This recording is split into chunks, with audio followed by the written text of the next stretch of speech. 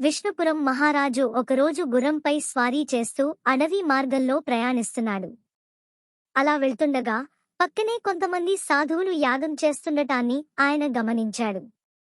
చలికాలం కావడం వల్ల చలి ఎక్కువగా ఉన్నా సాధువులు భుజంపై ఏదైనా వస్త్రం లేకుండా యాగం చేస్తున్నట్లు కనిపించారు. అది చూసిన రాజుకు బాధ కలిగింది. వెంటనే తన సేవకులను పిలిచి ఆ సాధువులకు ఉన్ని వస్త్రాలు తెప్పించాలని ఆదేశించాడు. రాజు గుర్రం దిగి సాధువుల దగ్గరకు చేరాడు. రాజును గమనించిన సాధువులు ఆశ్చర్యంతో ఆయనను ఆహ్వానించారు. రాజు మాట్లాడుతూ, సాధువులారా, చలిలో మీరు ఇబ్బందిగా ఉండటం నాకు బాధ కలిగించింది. నేను మీకు అవసరమైన గుడ్డలు తెప్పిస్తున్నాను.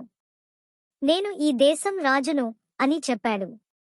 సాధువుల్లో ఒకరు చిరునవ్వు నవ్వుతూ ప్రశ్నించారు, రాజా, నువ్వు ప్రజలపై రుసుములు వసూలు చేసి యుద్ధాలు చేసి సంపద సేకరించిన రాజువుగా గర్వపడతావా?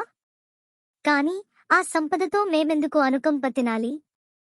నిజమైన రాజు ప్రజల హృదయాలను జయించేవాడే అవుతాడు. మాకు ఏదీ అక్కర్లేదు. అయితే మీకు ఏమైనా సహాయం కావాలంటే చెప్పండి. సాధువు మాటలు రాజు హృదయాన్ని తాకాయి. అసలు అధికారంతో కాక హృదయపూర్వక సేవతోనే ప్రజల గౌరవం పొందవచ్చని ఆయన అర్థం చేసుకున్నాడు. సాధువుకు నమస్కరించి, మీ మాటలు నా కళ్లకు నిజాన్ని తెరిచాయి. ఇకపై ప్రజల హితం కోసం మాత్రమే పరిపాలిస్తాను అని ప్రతిజ్ఞ చేశాడు. ఆ రోజు నుంచి మహారాజు ప్రజల సంక్షేమం కోసం తన పాలనను మారుస్తూ ప్రజల హృదయాలను గెలుచుకున్నాడు.